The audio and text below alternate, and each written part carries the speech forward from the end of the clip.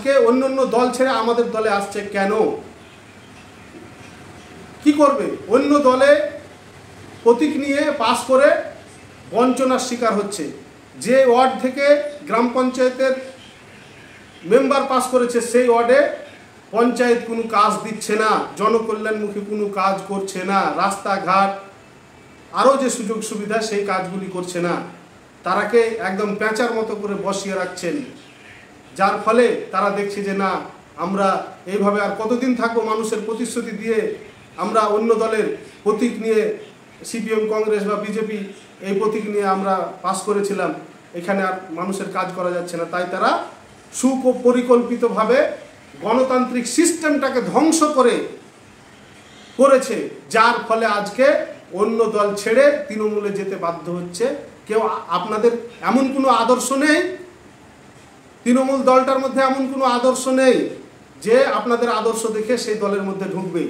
আপনারা তো টিএমসি তথা এই মামাটি মানুষের সরকার, মহিলাদেরকে লক্ষ্মী ভাতা দিয়েছেন, আর ওই মহিলার স্বামীকে আপনারা গুন্ডা তৈরি করিয়েছেন, মাফিয়া তৈরি করেছেন, মাটি মাফিয়া, বালি মাফিয়া, পাথর মাফিয়া, টিকিট মাফিয়া, এই মাফিয়া তৈরি করেছেন, ভাড়াটে গুন্ডা তৈরি করেছেন এবং আগামী দিনে আরও করবেন। আজকে যদি সত্যিকার অর্থে 70টা 80টা 100টা প্রকল্পের কথা বলছেন, আজকে আপনি খোঁজ নিয়ে দেখেছেন? টিএমসির লোকেরা খোঁজ নিয়ে দেখেছে যে ঋণের দায়ে কত মানুষের বাড়ি বিক্রি হয়েছে? ঋণের দায়ে মানে বন্ধনের দায়ে, বন্ধনের কিস্তি মিটাতে গিয়ে কত মানুষের বাড়ি বিক্রি করতে হয়েছে? আজকে মামাটি মানুষের দলের লোকেরা খোঁজ নিয়েছেন? এতই যদি উন্নতি হয়ে থাকে তো মানুষকে বন্ধন নিতে হচ্ছে কেন? লোন নিতে হচ্ছে কেন? বেসরকারি লোন মিটাতে সুদ মিটাতে বাড়ি বিক্রি করতে হয়েছে। আসুন একবার গ্রামে সার্ভে করে দেখি।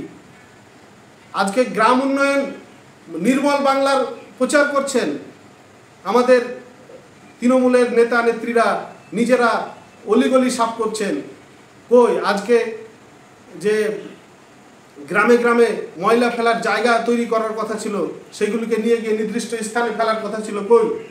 আমরা সম্মতিনগর কালীতলা হাই স্কুলের পাশের জঞ্জাল সাফ করলেন, আবার কোথায় গিয়ে জঞ্জাল তৈরি হলো?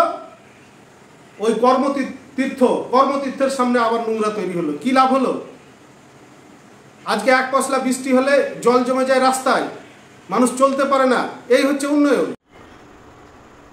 কোথায় বিজেপি আর আপনাদের এতে কোথায় আপনাদের তফাৎ?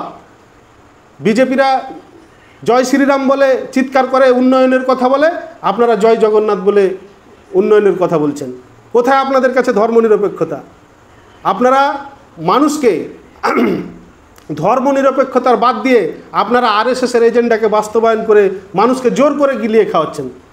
আজকে বাধ্য করাচ্ছেন জগন্নাথ মন্দিরের, জগন্নাথ ধামের প্রসাদ প্রত্যেকটা বাড়ি বাড়ি পৌঁছে দেওয়ার দায়িত্ব সরকারের ছিল।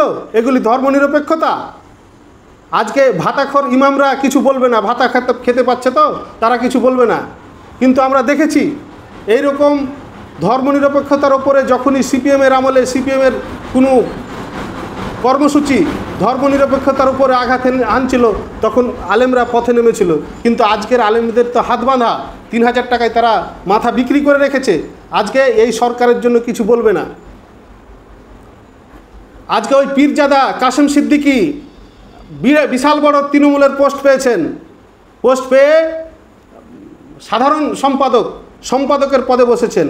আমরা আগে থেকে মাওলানা সিদ্দিকুল্লাহ চৌধুরীকে আমরা তৃণমূলের একদম বড় নেতা হিসাবে, এমএলএ হিসাবে আমরা দেখেছি। কই? যখন লক্ষ্মী ভাতা সরকারের, ধর্মনিরপেক্ষ সরকারের একটা দেবীর নামে ভাতা চালু করলেন, তিনি তো কিছু বলতে পারলেন না, নাকি সব ল্যাম্পপোস্ট?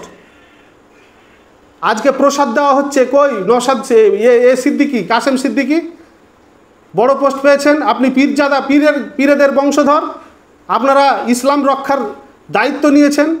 আপনাদের পরিবার, আপনাদের লোকেরা, আপনাদের সমস্ত কিছু বংশধর একটা ভালো নাম জায়গাতে আছে, আর আজকে জোর করে ধর্মনিরপেক্ষ রাষ্ট্রে একটা ধর্মের একে আমাদেরকে গিলে খাওয়ানো হচ্ছে। তারা কই কি বলছেন?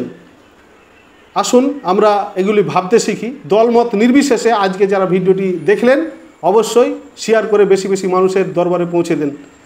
আজকের মতো এখানে বিদায় নিচ্ছি। আসসালামু আলাইকুম।